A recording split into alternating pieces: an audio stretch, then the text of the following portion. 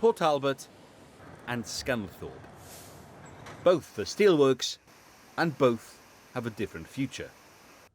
One could be nationalised and one hasn't been. Well, it's very different in Port Talbot these days. The blast furnace is something from a different era, and some thought that's where nationalisation was, something from the past, until the weekend.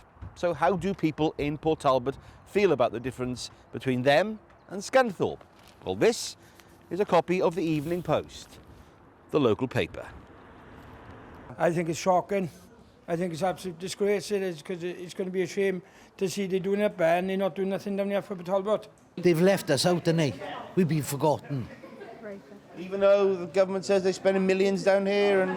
Where? What millions? Where? What millions and where? You're right, Kate. It's just... It is It disgusting. really annoys me.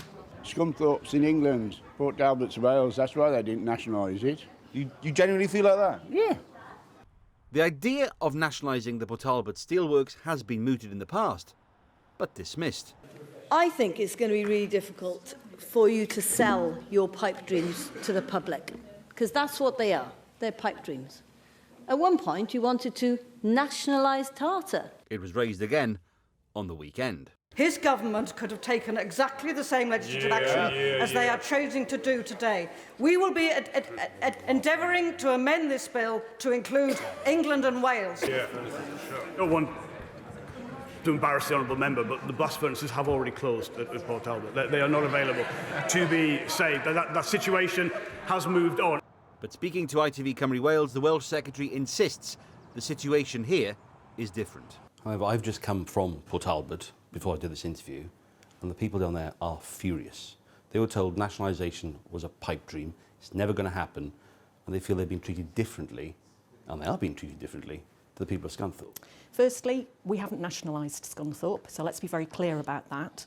It gives the Secretary of State power to direct the use of assets there. Now, I'm not saying that nationalisation is off the table. It might have to happen at a later date. But in Port Talbot, we were in a very, very different situation. So there we had a private company that was willing to work with government and with the steel unions and the workforce in order to make sure that we could transition from the way we've made steel in the past to the way we make steel in the future, doing that through co-investment between UK government and Tata. But on the ground in Port Talbot, they're thinking, we've lost thousands of jobs directly and indirectly. Scunthorpe is being treated differently. And people have told me today, I will never vote Labour again. This is a Labour area. So what I would say to people that are looking at this, we are looking at two very different situations. That's the government's argument. The question is, will the people of Port Talbot buy it? 12 months ahead of a Senedd election.